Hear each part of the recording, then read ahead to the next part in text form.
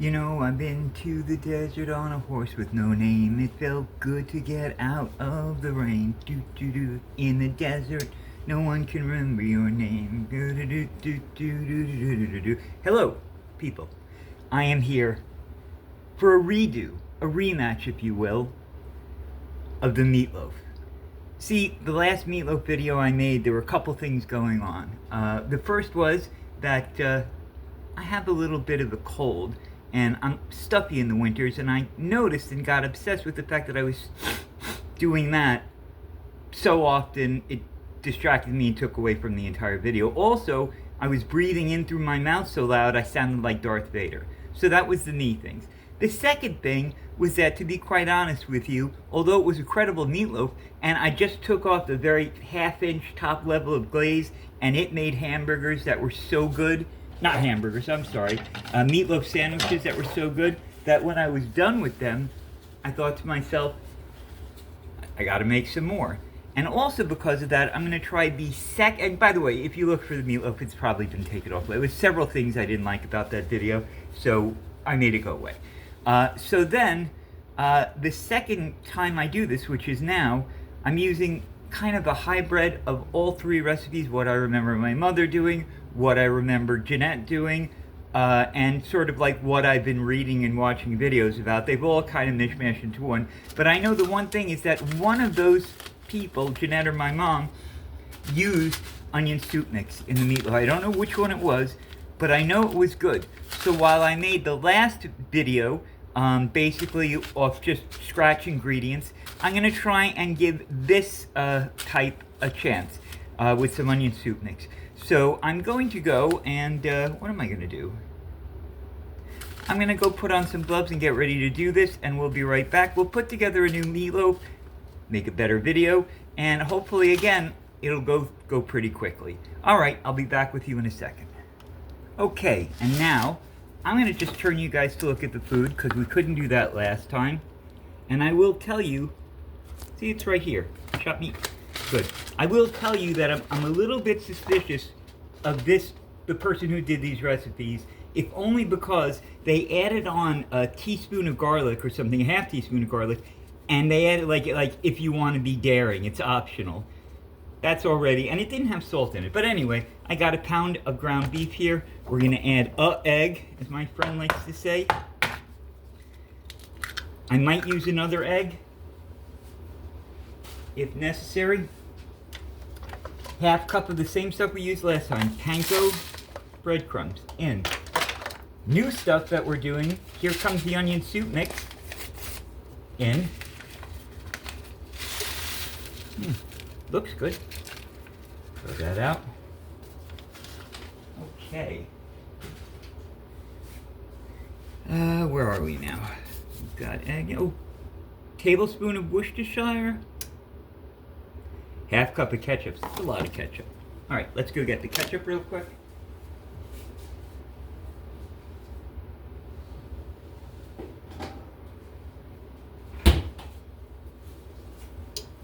Alright, I don't know if I'm going to put a half cup in, but I'll certainly, you know what, that's about a half cup.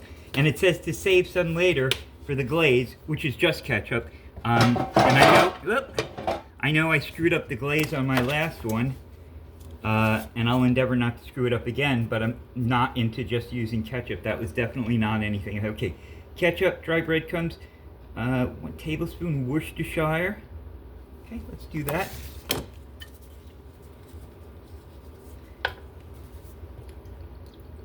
There we go. The garlic powder, that's optional. I think I'll use it. Maybe I'll be daring and use even more than a teaspoon. Oh my God.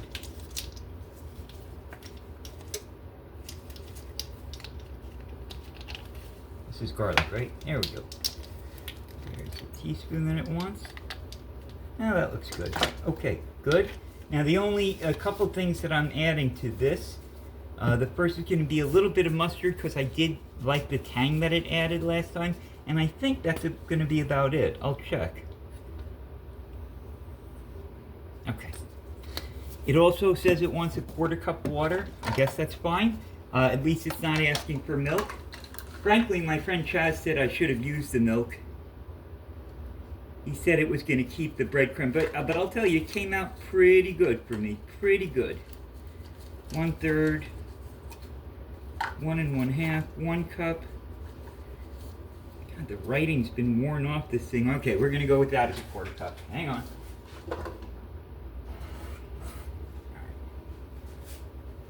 Let's shoot that in there, and let's mix. I'm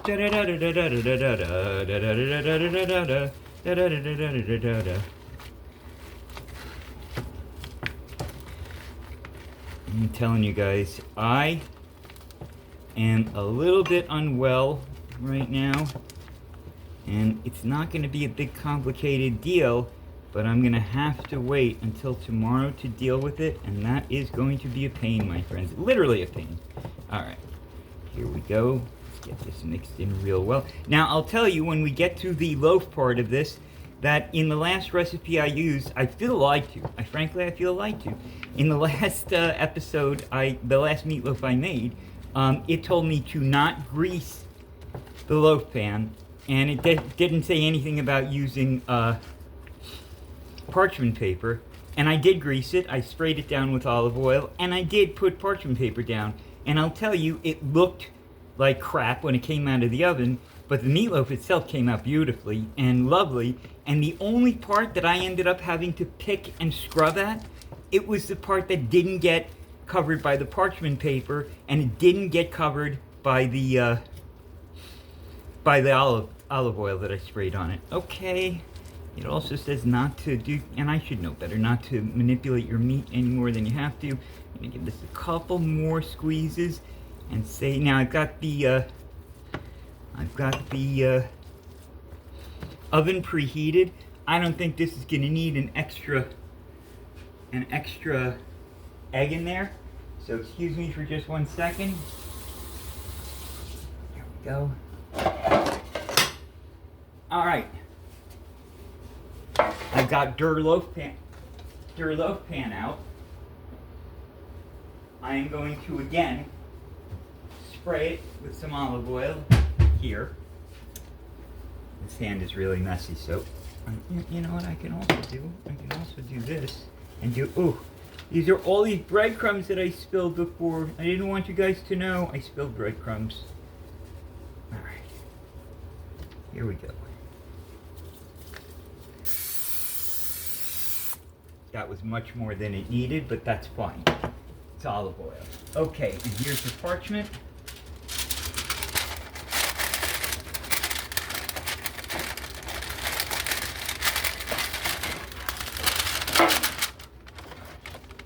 Oh, you know what I didn't put in this? Because it wasn't written, I didn't put any salt. And I didn't put any canned pepper.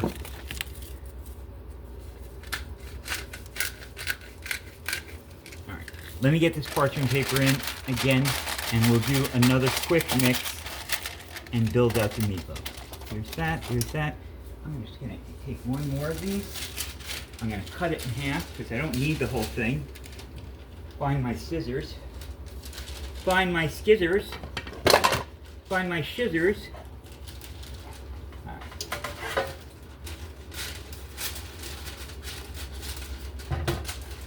Alright, I don't know which of these I'm going to use.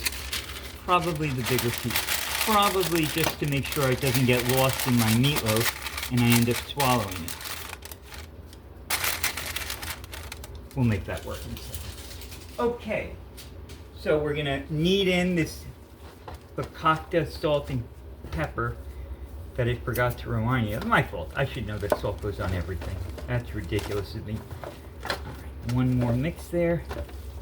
Okay, now I'm going to start to build into this meatloaf pan a meatloaf. Now, about the glaze, so I've read a lot of stuff talking about the glaze, and there's no definitive glaze that should be done. I have one that I've sort of pulled out my butt and I'm going to use. But definitely the one I used last time with the soy sauce was not it. clearly. What I ended up having to do is actually cut the glaze out of the meatloaf, which was lovely. I think I said that already, which was lovely. But yeah, that soy sauce was a little too sour or something. So I've got some, like, a lot of them just recommend ketchup, which is what this one does. And that's lovely. And I'm going to definitely put some on. Yeah, I'm definitely going to put some on. But I do want to add some other stuff. Let me just find my brush, because I just had it in my hand. There it is, my glazing brush. So what I'm going to do is I'm going to take this,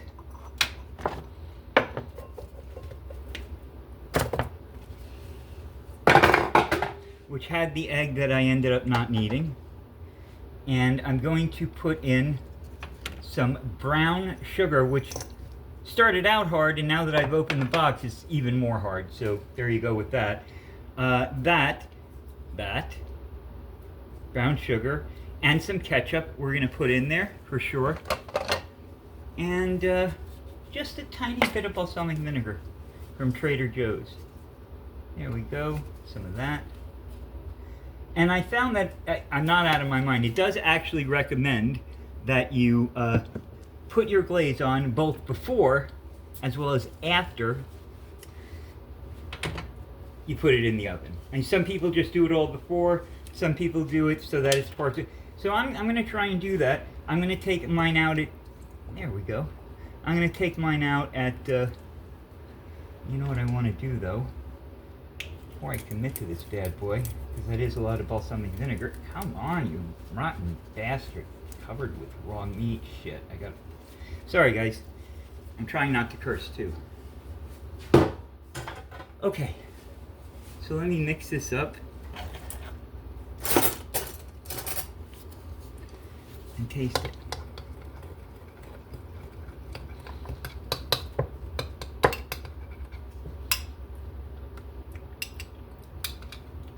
It's almost an apricot-y flavor. Yeah, I think we'll go with this. That's very nice, actually.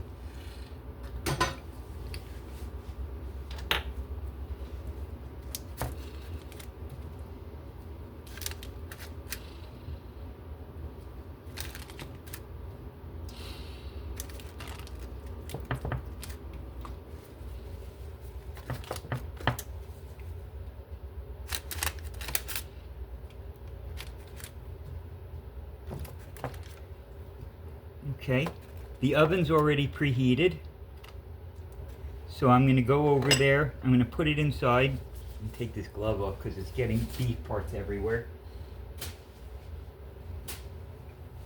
And then I'm going to let it cook for 45 minutes. I'll come back and I'll check it, and we'll be golden.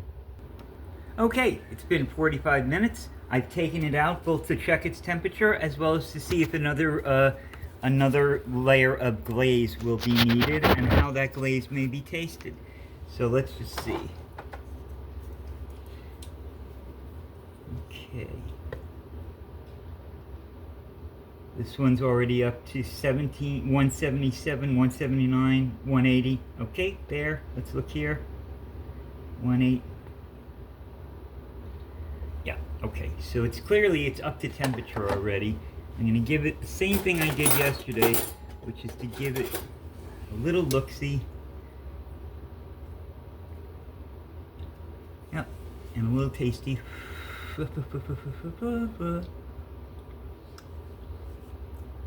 And nope.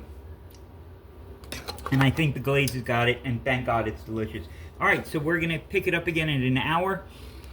And let this buddy rest for 10 minutes, and then we'll come back and give you a final thought. Thank you.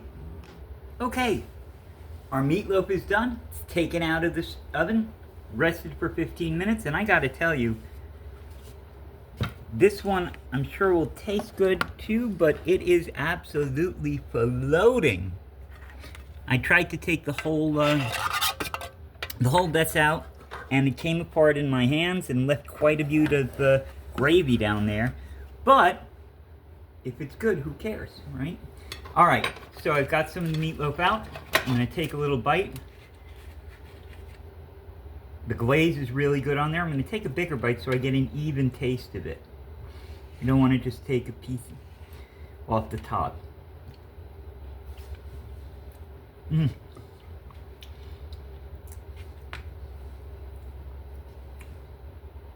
With gravy or not, that's superb.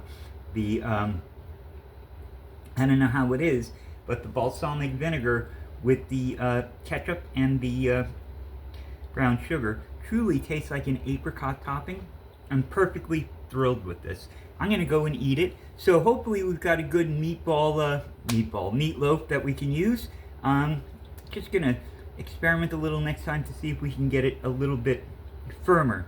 And that might have been me. Maybe it needed an extra egg that I took out and didn't use. Maybe it needed more breadcrumbs, but this is a decent recipe. All right, I'll see you guys the next time. Awesome, and thank you.